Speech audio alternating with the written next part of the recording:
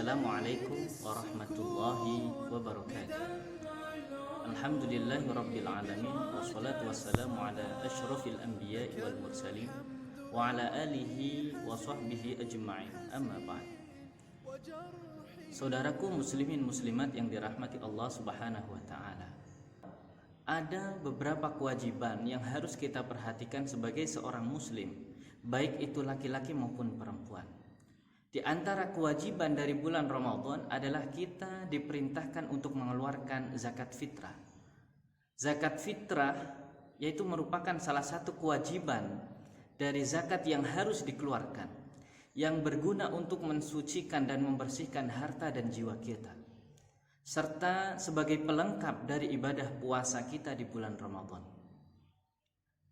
Sebagaimana disampaikan oleh Imam Waqi' dalam kitab Ar-Raudhah, beliau menyebutkan bahwa zakat itu merupakan pelengkap Ramadan, bagaikan sujud yang melengkapi dari sholat. Zakat ia dapat menambal kekurangan-kekurangan puasa, dan sujud sahwi itu bisa menambal kekurangan sholat. Lalu berapa besaran zakat dan bagaimana cara kita mengeluarkan zakat?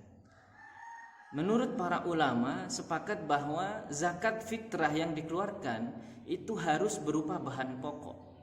Besaran bahan pokok kita sebagai orang Indonesia itu disepakati para ulama bahwa kurang lebih sekitar 2,5 kg beras atau sekitar 3,5 liter beras. Waktu pengumpulan zakat. Pengumpulan zakat itu dimulai dari awal bulan Ramadan hingga Khatib Idul Fitri naik mimbar. Apabila diserahkan setelah sholat Idul Fitri, maka apa yang dikeluarkan tersebut itu bukan termasuk dari zakat fitrah, tapi tergolong menjadi sedekah umum. Oleh karena itu, mari kita segera untuk melaksanakan satu kewajiban ini, yaitu zakat fitrah. Untuk cara pengumpulan zakat fitrah, di mana sekarang sedang pandemi COVID-19 dan juga penerapan social distancing supaya kita tidak tertular. Bagaimana konsepnya? Konsep dari pengumpulan zakat fitrah adalah memudahkan masyarakat agar senantiasa gemar dan semangat membayar zakat. Ada beberapa cara yang bisa ditempuh untuk mengeluarkan zakat.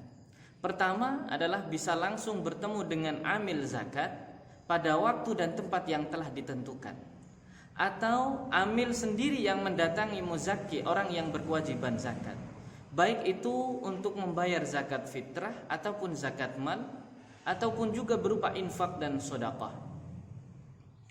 Ataupun cara yang kedua, yang dimana sekarang saat kita menghadapi pandemi COVID-19, amil zakat bisa menyiapkan rekening agar muzaki itu menyerahkan zakatnya via transfer untuk fitrah, mal, dan infak serta sedekah.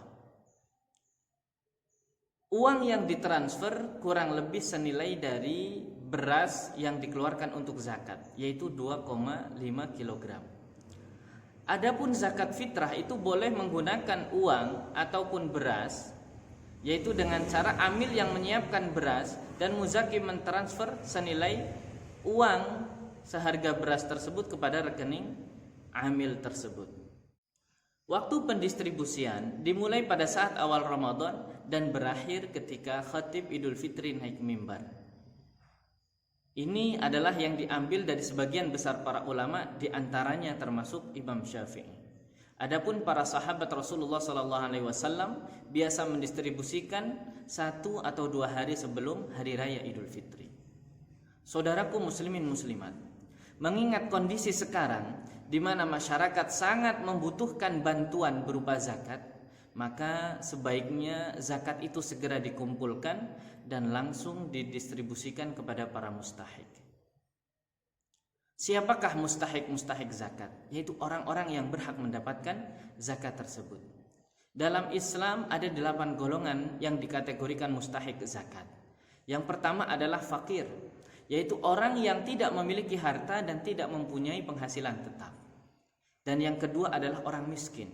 yaitu mereka yang memiliki harta dan memiliki penghasilan namun tidak mencukupi untuk kebutuhannya.